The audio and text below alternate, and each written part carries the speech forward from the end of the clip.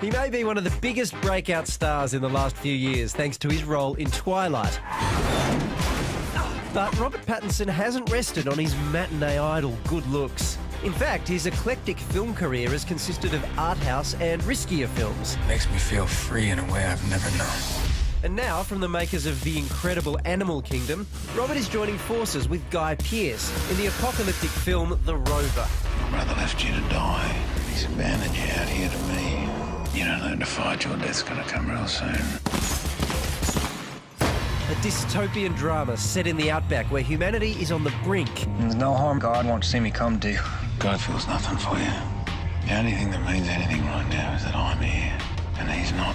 And if it's anything like what we've come to expect from all the talent involved, it's going to be incredible.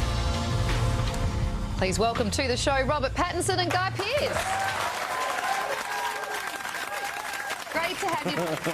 Great to have you both with us. Let's get straight to it. Robert, you spent a whole lot of time in this film with crap all over you. Be honest, how much do you hate Aussie flies? I grew to really like them after a while, and also being covered in crap is just kind of my default state most of the time. So it was like being at home.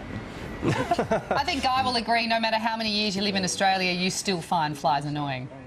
Yeah, that's right. It's hard to get used to them, but you sort of do, to a degree, at least when camera's rolling, I guess. I didn't realise that the little court cat, the Australian court cat, I thought it was just like a kind of fashion. You thought it was a fashion sign? Yeah, no, they have a purpose. Makes sense.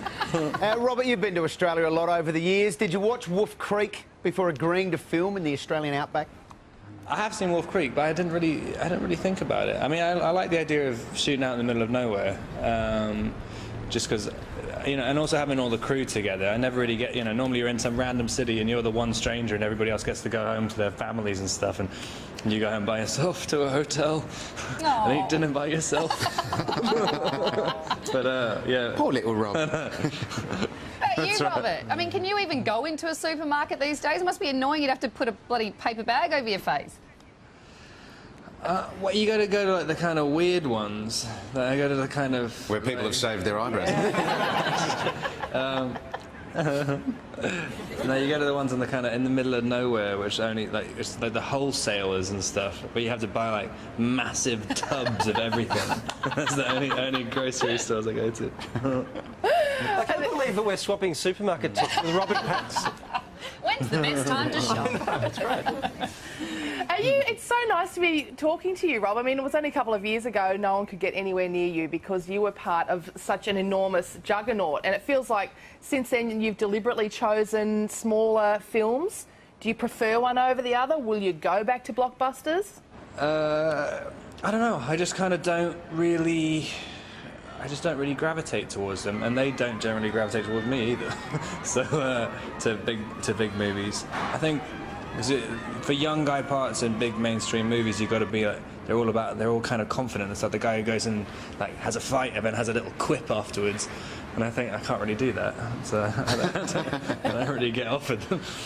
I'm the guy who gets beaten up by a bunch of guys and cries. Left to die in a supermarket with their eyebrows shaved off.